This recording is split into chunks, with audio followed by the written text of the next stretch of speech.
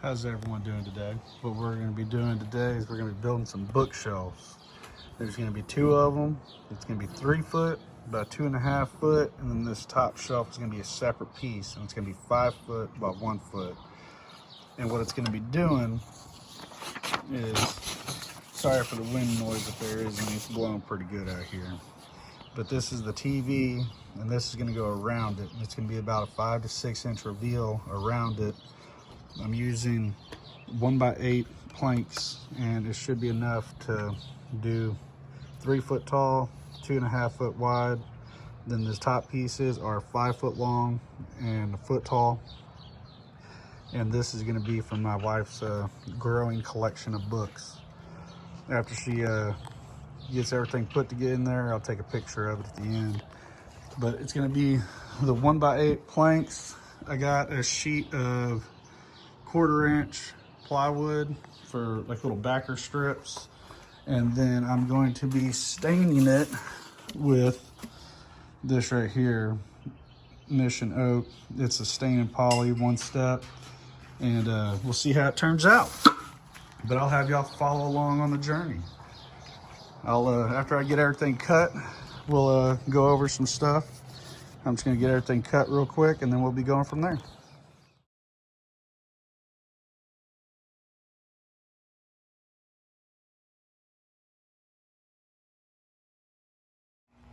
All right, so I got the cut sheet like I showed y'all earlier. My measurements were off a little bit. I had to take 1.5 inches off of the runners here, and also the 5 foot piece up here. I cut 1.5 inches off of all those, so that way the piece on the outside right here, it would be more continuous and not cut up. So now what I'm gonna do is on the bottom pieces and the tops, so here, and then over there on the 5 foot one on both top and bottom. And then I'm going to do a 2-inch piece, this 1/4 inch plywood, so that way it holds square. So a 2-inch strip from top to bottom, so it's only going to have like 1.5 inch reveal on the inside, but a 1/4 inch shouldn't be enough to drastically change the depth of anything, and it's also going to serve as a place to be able to mount it to.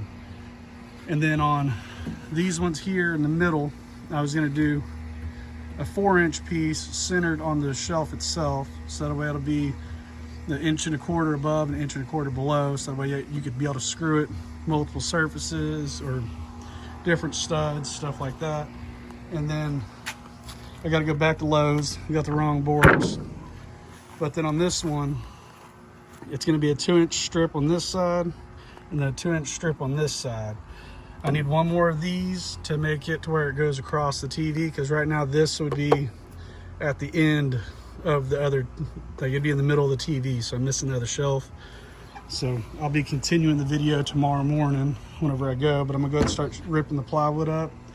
I'm gonna do a couple length 8 foot sections of 2-inch, and then I'm gonna do some shorter sections of 30 inches. So the way it goes from edge to edge, and that'll give it good structural stability to where it'll hold square, and it'll keep everything a little bit tighter, because some of this wood is, you can't really see in the shadow, but some of the wood is bowed. I have all my joints glued, and I nailed the crap out of all of them.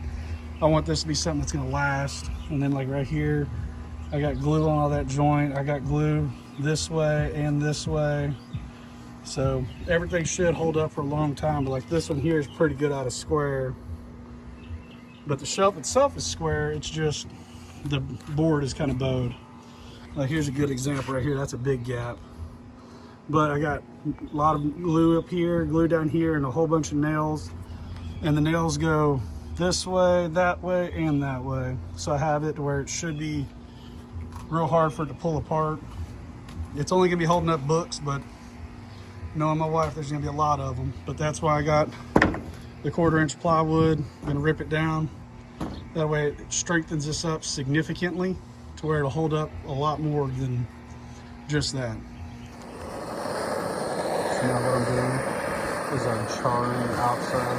I don't really say charring, it's more caramelizing the wood. So whenever I stain it, it's gonna have a little bit better of a look. And all I'm doing is just lightly going over it with the fork. That's it. Just lightly going over it. Just enough to make the wood grain really pop out. And we're going to do this over the whole thing.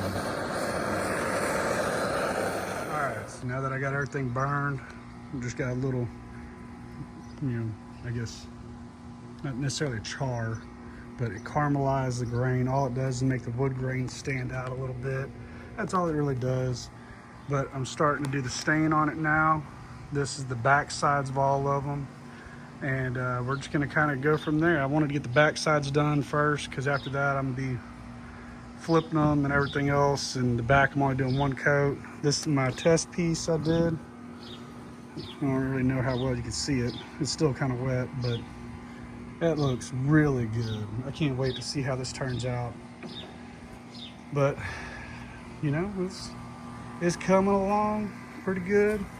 Hopefully, y'all can see a difference on the camera, other than it's just wet, but I'll catch up with y'all whenever I get a little bit more done. All right, so now I got them all stained. As you can see, I had some runs in some spots where it's a little bit darker, and I'm probably gonna end up going back over sanding it again, which that's what it recommends anyways. But other than that, like those marks are there from the glue. I sanded the crap out of it, but the glue just won't come up. But right there's a pretty good run in it. These right here, I saw that what was happening and I was able to correct it a little bit quicker. But it just doesn't appear to be super even. Like right here is a little bit more glossy, over there not so much. I mean, you can kind of see that the grain's kind of bleeding through it as well.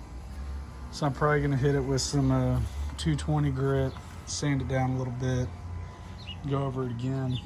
But I only bought one cheap paintbrush, so I mean right now it's still wet, so it's still usable. But on the bottle it says wait 6 hours, but I think I'm gonna just go ahead and do it. It's not wet to the touch, like it's not tacky at all. So I mean, there's a couple spots that the last stuff I did that's still kind of tacky. So I might just go ahead and hit it with the sandpaper, with the Orbit sander, not Orbit sander, but the vibratory sander. I don't even remember where it went. But I'm gonna sand them down and apply a second coat. Try to be more mindful about the runs, and go from there. We'll see how it turns out on that second coat. All right, so you gotta find the studs where you're going to be screwing it in at. So I'm just using a piece of tape to mark them, so the way it is easy to come off and I'm not putting marks on the wall. And because the top shelves are 5 foot long each, I just have the laser in the center of the TV, and I'm using the laser to level them. And then the other 2 shelves are going to be mounted off of these. So it's going to be surrounding the TV. So it's going to, from the bottom of the laser, it's going to come down 3 foot, and then it just surrounds the TV. All right, so once you get your studs marked out and everything, you're going to have to get some help to be able to mount it.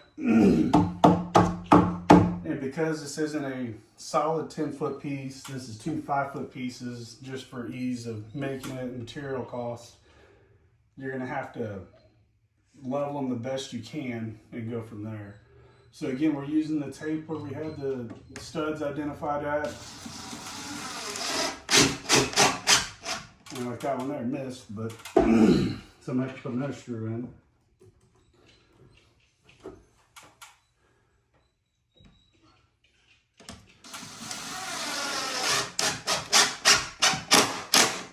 That one's good.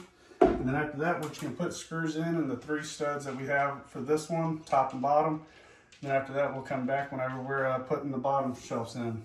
All right, so with this shelf, because this one, the way we have it set up and the way it's all cut, is this edge that's on this shelf is just gonna go right at the edge of that shelf. Just like that. And then the laser, I moved it just to identify the stud So that way I don't have to go through the stud finder and mark every foot to show where it is. I've got the laser showing it.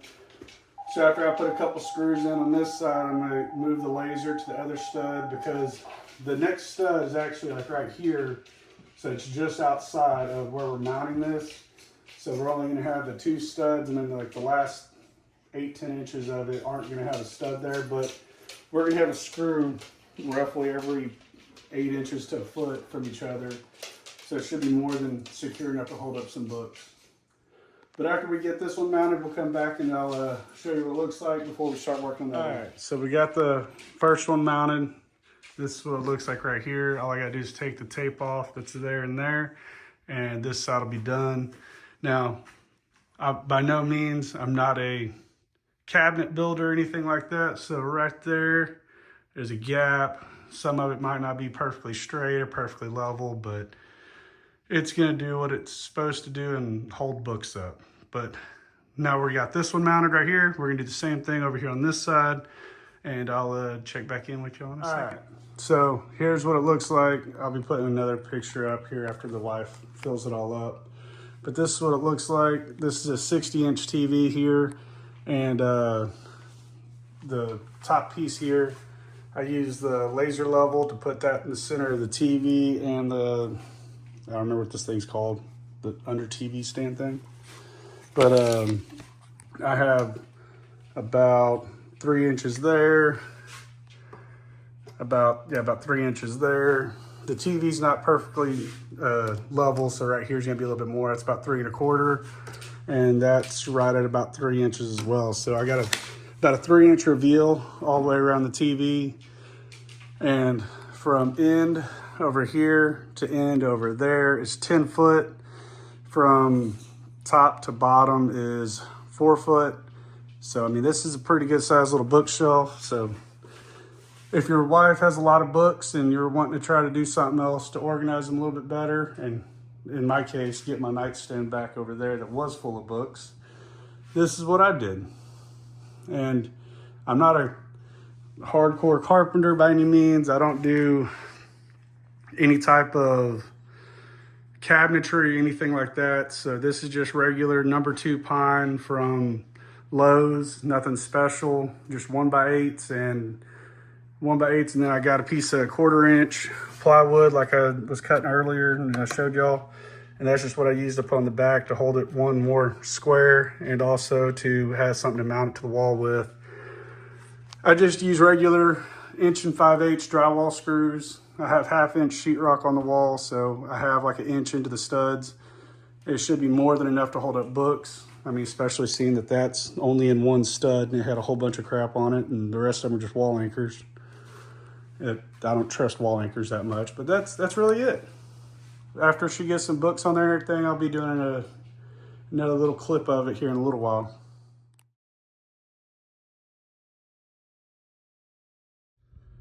All right, so I tried to cover some stuff about this bookshelf since it's been up for a few days, and got to finish the video up so that I can post it for y'all. So the bookshelf, I'm going to be posting a picture about all the different parts of it, but this is 4 different pieces. You got this piece right here, that's where it meets right there. Then that piece, it meets right there. And that piece right here is 5 foot long and 1 foot tall. This one's 2.5 foot wide by 3 foot tall. And this one over here is identical to it. Same thing for that one up top. So this TV here is a 60-inch Vizio. So then I don't remember, I got that on Amazon a while back. But this is, I mean, it's not hard to make this by any means. I mean, I just had a circular saw. Like, I'm not a cabinet builder. I'm not anything like that. I just used a regular circular saw and some wood glue, a brad nailer, and that's it. Cheap paintbrush. That's really it. So all these right here, I put these here, but as you can tell, if you look close at them, like, they're not completely like smashed together, nothing like that. but they're there to help support. Like this one's going to be pretty supportive. It's holding the weight pretty good. But it's just stuff like that. Like it's not perfect by any means, but it's customized, and you know, the gap in between these two shelves here are a little bit bigger on this side versus that side, but you know, it looks good. The whole reason I did the 4 pieces like this is when we move, I might decide that we want to have them somewhere else. So it makes it a little bit more modular to where I can change it up. But I can put this shelf directly next to this shelf where they're side by side, and then they'll still be the same width as this one shelf, then put that shelf on the bottom. So it's kind of a more modular type setup to where if the TV's not here, I can have it to where it's 5 foot by 5 foot tall. So it'd be a 5 by 5 bookshelf essentially. But I'm gonna put a picture, and I'm gonna have kind of stay on the picture for a little bit about it's like a little computer drawing of it. But I got my hats all up on the top. She has books up on the top that she doesn't read all that often. Then she's got the series that she has read, that one. I think she's on this one right here. But yep. I think this is just under 100 books, or right at 100 books. So if your wife has more than 100 books, you might have to do something a little bit bigger. But the next thing I'm probably gonna be doing, like woodworking wise, is probably building a bed frame and headboard and all that. So if that's something you want to see, go ahead and subscribe, and leave a comment on what you're thinking. But it's gonna be a king size bed that I'm probably gonna be doing next. But that's gonna probably be after we move. So it'll be a little bit. But leave a comment, you know, subscribe, like the video, and I'll see you on the next one.